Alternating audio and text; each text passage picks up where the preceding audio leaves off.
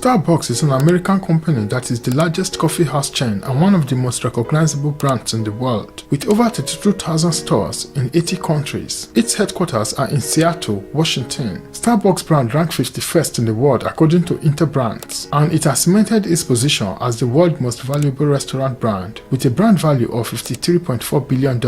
Discover the history of Starbucks and how it became the global giant it is today. The early years. Starbucks was founded by Jerry Baldwin, Gordon Boker, and Zev Segal, opening its first store in 1971 near the historic Park Place Market in Seattle. The three Starbucks founders had two things in common. They were all coming from academia. They all loved coffee and tea. They invested and borrowed some money to open the first store in Seattle and named it Starbucks, after the first mate, Starbucks, in Herman Melville's classic novel, Moby Dick. Alfred Pitt, a coffee roasting entrepreneur, was a major inspiration to the founders of Starbucks. Pitt was a Dutch immigrant who had begun importing fine Arabica coffees into the United States during the 1950s. In 1966, he opened a small store, Pitt's Coffee and Tea, in Berkeley, California, that specialized in importing first-rate coffees and teas. Pitt's success encouraged the Starbucks founders to base their business model on selling high-quality coffee beans and equipment, and Pitt became the initial supplier of green coffee beans to Starbucks. The partners then purchased a used roaster from Holland, and Baldwin and Boker experimented with Alfred Pitt's roasting techniques to create their own blends and flavors. By the early 1980s, Starbucks had opened 4 stores in Seattle that stood out from the competitors with their top-quality fresh roasted coffees. In 1980, Segal decided to pursue other interests and left the two remaining partners, with Baldwin assuming the role of company president. The Howard Schultz era. In 1981, Howard Schultz, a sales representative from Hammarplast, a Swedish company that made kitchen equipment and housewares, from which Starbucks bought drip coffee makers, noticed how large the company's orders were, which prompted him to pay it a visit. Schultz was so impressed that he decided to pursue a career at Starbucks,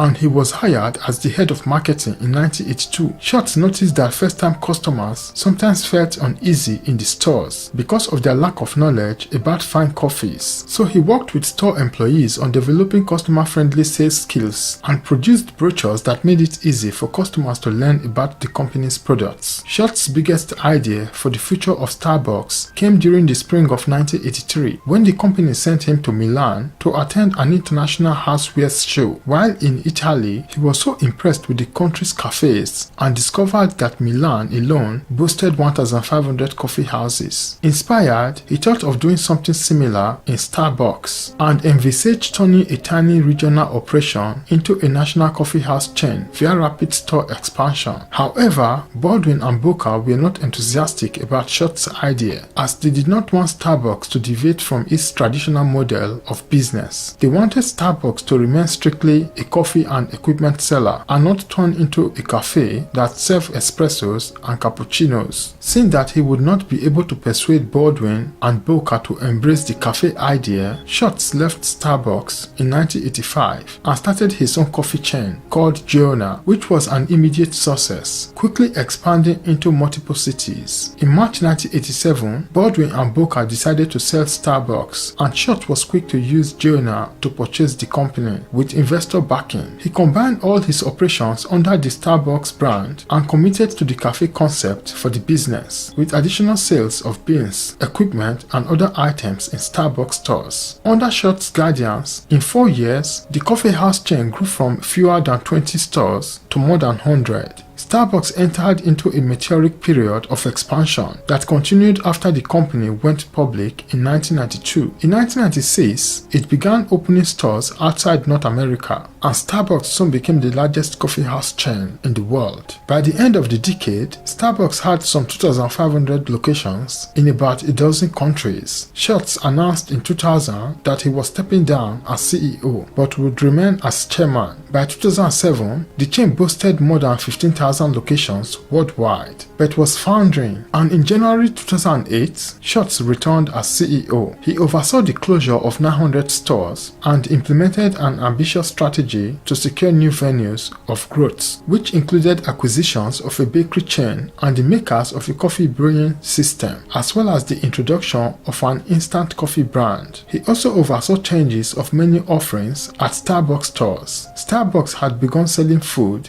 in its cafes in 2003. These moves were largely successful, and by 2012, Starbucks had rebounded financially. Schultz again stepped down as CEO and was replaced as CEO by Kelvin Johnson in 2017. Schultz continued to be active in the company, serving as executive chairman until 2018, when he was replaced by Maron Ullman. The world's largest Starbucks, a Starbucks Reserve Roastery, opened in Chicago in 2019. In 2021, Starbucks had a presence in dozens of countries around the globe and operated over 32,000 stores. During this time, however, Starbucks was also facing various challenges. Notably, workers at several of its stores began to unionize, despite opposition from the company. In addition, the COVID-19 pandemic and related supply chain issue had a negative impact on sales, especially in China, one of the company's key markets. In 2022, Johnson abruptly departed and Schultz returned as interim CEO. Later that year, Starbucks announced that it had hired Laxman Narasimhan to replace Schultz in 2023. Sustainability and community development. Starbucks seeks to support the farming community it works with through a number of non-governmental organizations, with programs designed to strengthen economic and social development. The company also offers farmers loans, and in 2019, it made relief payments to its farmers in Guatemala, Nicaragua, El Salvador, and Mexico when coffee prices hit record lows. In addition, by 2021, the company had 10 farmer support centers and shared open source agronomy practices with growers in coffee producing countries around the world. The program had trained more than 200,000 farmers since the first center opened in Costa Rica in 2004. Starbucks is often cited as an industrial leader in paying above market rates for its coffee beans, though these higher rates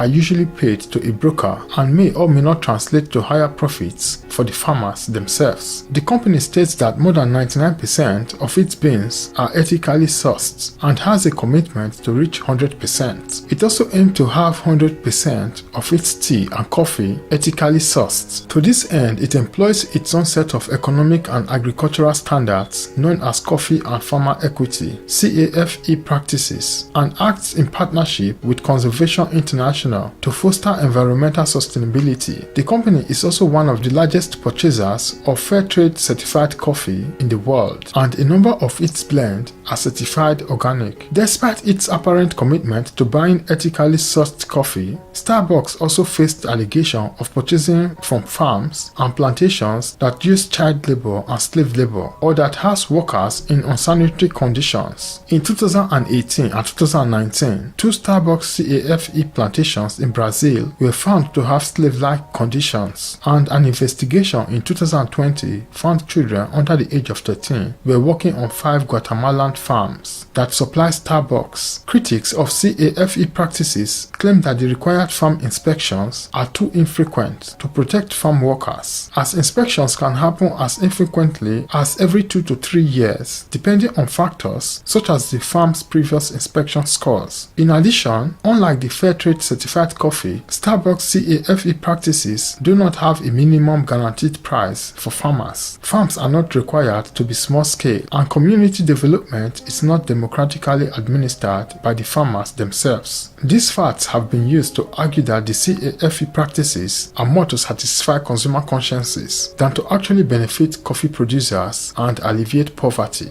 Thanks for watching to the end. I hope this video has been informative and entertaining. If you like this video and you would like to see more content like this, kindly like, share, leave a comment in the comment section, and also please subscribe to this channel if you have not already subscribed yet. Thanks for watching to the end. Have a nice day and look out for the next video.